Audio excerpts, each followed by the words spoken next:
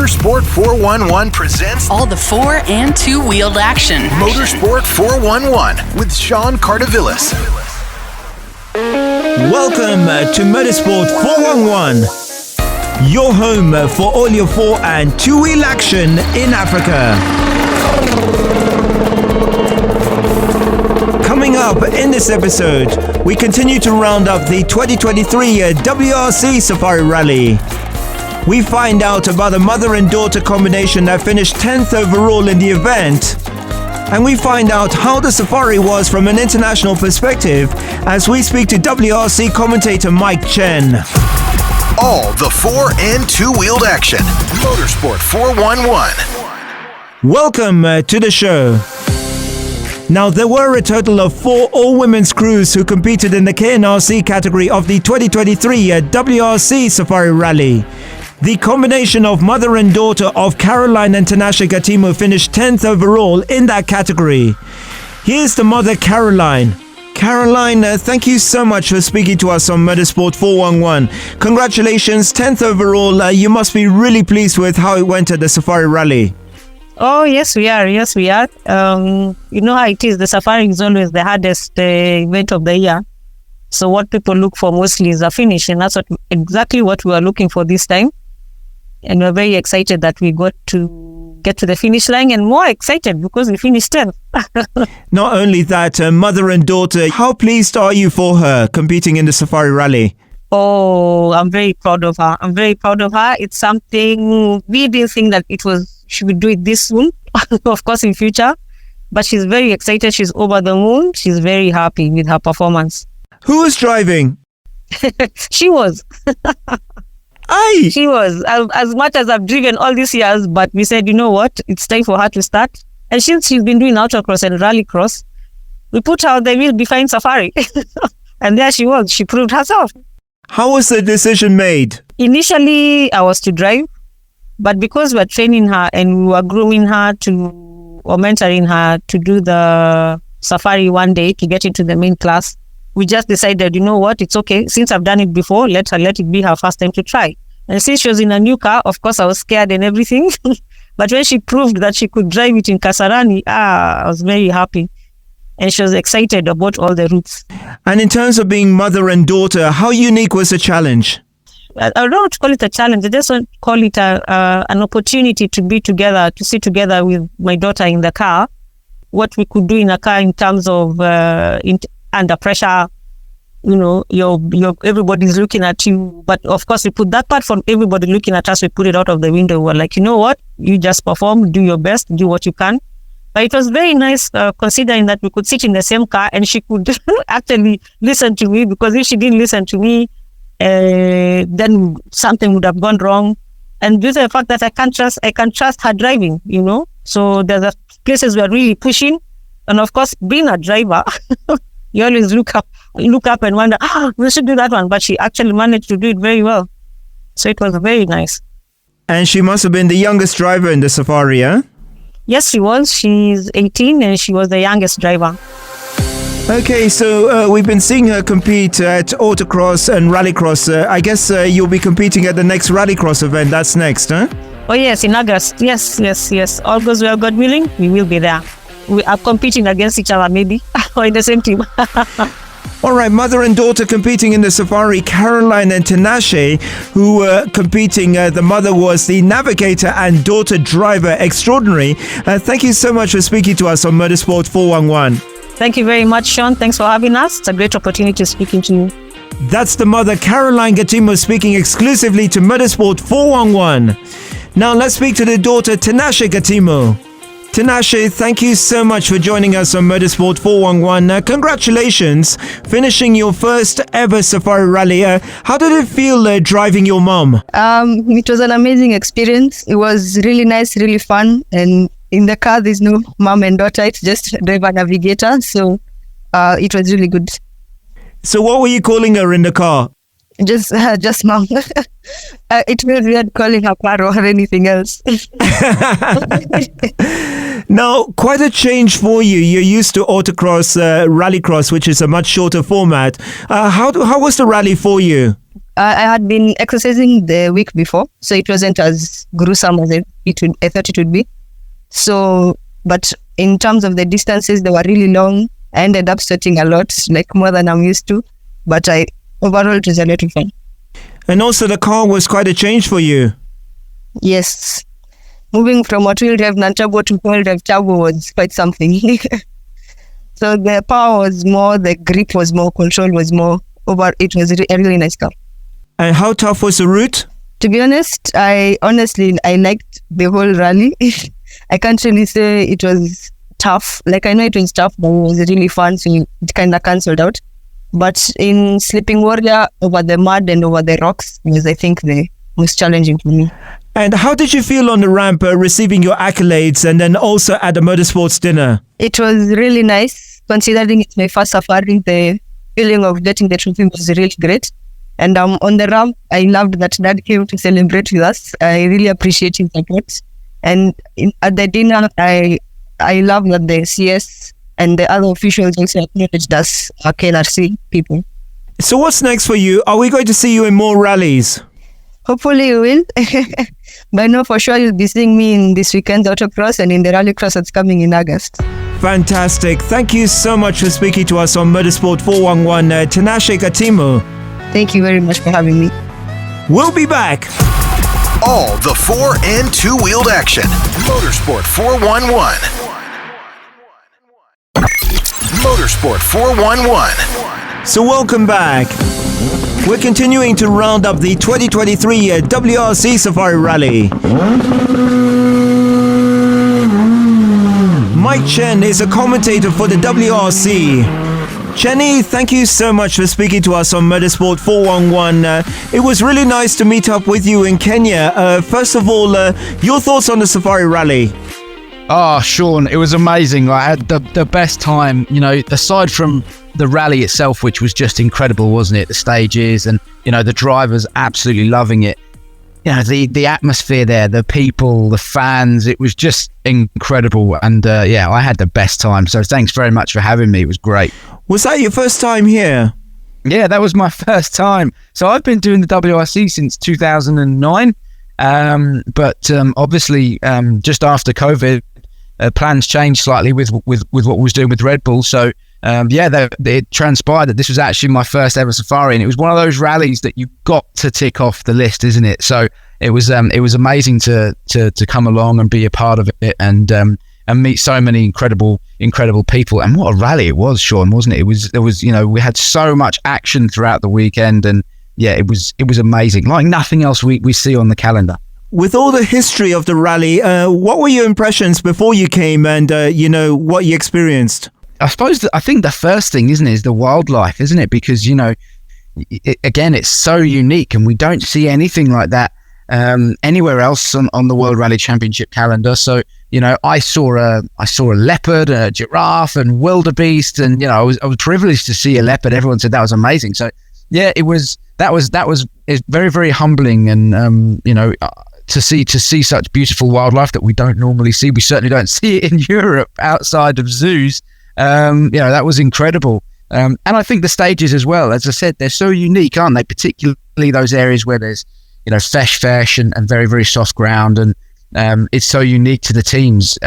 Again, we don't see that kind of stage anywhere else in the world. I was blown away by it. And I think the whole Safari Rally is an enormous challenge, unquestionably the biggest challenge of the career for the manufacturers and the drivers, and not just that, the teams, the TV teams, and us guys, going out and reporting on what's going on. It's just a completely unique challenge and an adventure, and that for me is what I was expecting. It's exactly what happened. Yeah, and I loved it. Now we know you as the man who's literally at the end of the stage interviewing the drivers. You're the first on the scene when they come to the end of the stage. Just tell us how much you enjoy doing that. Oh, I really enjoy it. Look, it's so nice, and I'm so privileged, and I remember this every day to be able to get up close and personal and talk to the drivers. They are the best drivers in the world, and some of many Formula One drivers would say that rally drivers at the top of their game are the best in the world, and for me to be able to talk to them and ask them questions and get to know them personally is a real privilege. And listen, at the end of every stage really in Safari, in the majority, there was a smile, on the drivers' faces, and that's what's most important. I think for me, it's very, very important that the drivers smile and are enjoying what they're doing, and I certainly think they enjoyed the Safari adventure, and it's certainly a pleasure to talk to them. Seb, congratulations, that's your second Safari Kenya and the closest ever margin of victory, because it's been such a challenge for you.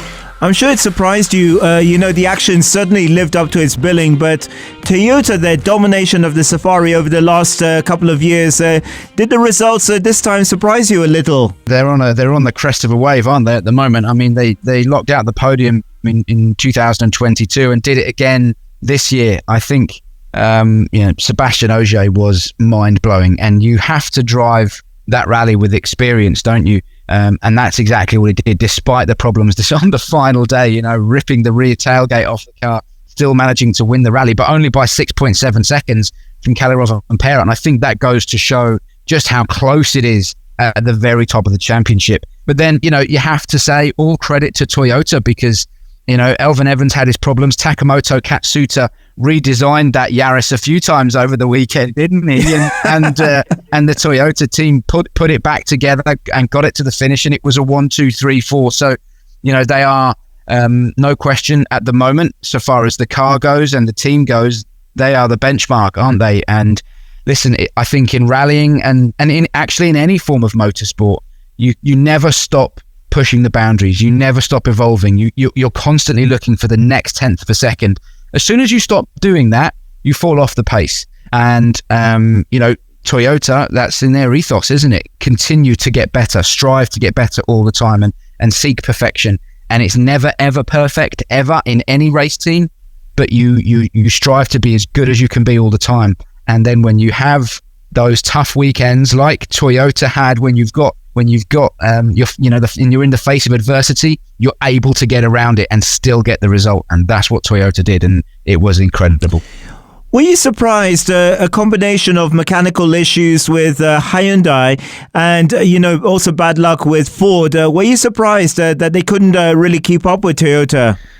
I think on pace, on a normal rally on pace, there's actually not much to choose between the Toyota, the Hyundai and the Puma. They're all on performance fairly close. But the thing is, at Safari, it really tests the longevity of the car, doesn't it? And the strength of the car. And we saw, particularly Esa-Pekka Lappi, when he was having those prop shaft issues, unfortunately, if you're going to go rallying, the one thing you've got to do is arrive with a car that will get to the finish. No matter how fast it is, you can have the fastest car in the world and be leading the rally by 20 minutes. But if it doesn't get to the end, then it doesn't matter.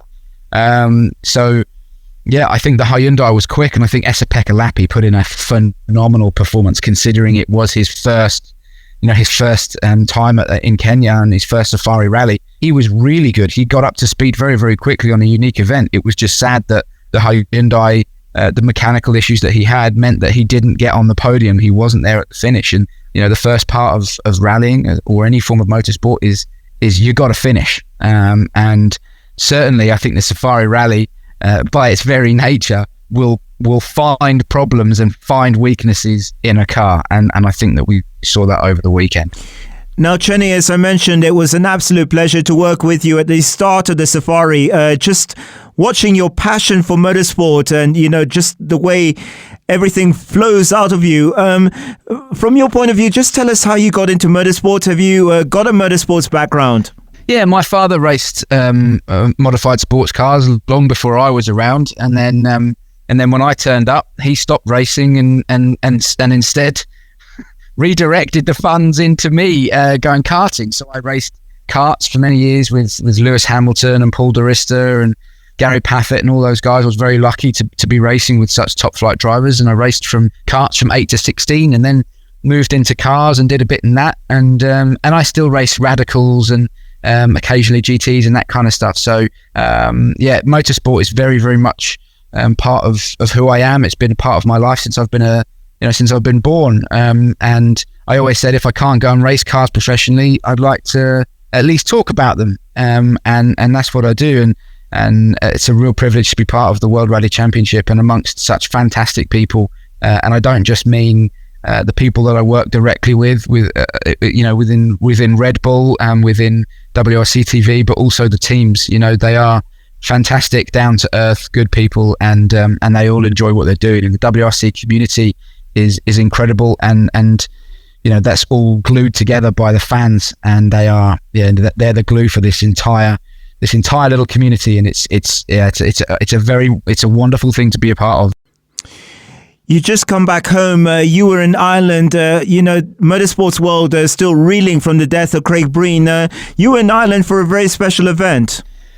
Yeah, Craig and I were very close friends, and it's still hard to comprehend, Sean, that he's not around anymore. So it was his local rally at home in Waterford over the weekend, the Ravens Rock Rally it's called, and myself and Andy Fanning, who was another close friend of the Breen family and of Craig, and Sean Hassett, who did all his media for many years, came together and said, well, what can we do? What can we do to celebrate Craig? What can we do to try and bring him as close to the rally as we possibly can? So Andy Fanning has a 2.5, a Skoda Super 2000. It's actually got a 2.5 Millington engine in it. And he had the car completely rebuilt from the bottom up for the event. And we put a very special livery on it, which was just covered in famous Craig quotes that were provided to us from his family, from the WRC community, from WRC drivers, and from fans as well. And we picked the best quotes and we put them on the car. And I drove the car in the rally, and I was co-driven by Sean Hassett. And the result, we weren't looking for times, we weren't interested in the result at all. It was more about people coming and seeing the car and taking photos of it and talking to us about Craig and keeping his memory alive. And it was a phenomenal event, and such a privilege to drive that car at the rally. And we got third in class as well, which wasn't too bad for somebody who spent most of his life doing circuit racing as well. Rallying is very, very different, but I put that down to Craig being there and helping me along. So it was an emotional weekend. We all miss Craig Breen very, very much. He was an enormous part of the WRC community. He had such a wonderful personality that's yet to be replicated, and I think won't be replicated in the World Rally Championship. He was very, very special, and it was just our way of trying to keep his memory alive. And the first thing that we're going to do, this is the start of a bit of a plan to keep Craig Breen's memory alive. Thanks for sharing that with us. Really, really appreciate it. Just a final question. Will you be back in 2024 for the Safari Rally? I certainly hope so. As I said, it was my first year this year, and I certainly hope to be back next year. It's a very unique event. Incredible fans, incredible people, and humbling in so many ways, and so many happy people around. So it was wonderful to be there, and thank you guys for having me. That's the key thing. Thanks very much for having me and for having us. So I certainly hope we'll be back. Nothing set in stone yet, but I certainly hope we'll be back for sure. Chenny, it's an absolute privilege to have you on the show. Thank you so much for sparing the time to speak to us on Motorsport 411. Thanks, Sean. It's been an absolute pleasure. That's Mike Chen, WRC commentator. We'll be back.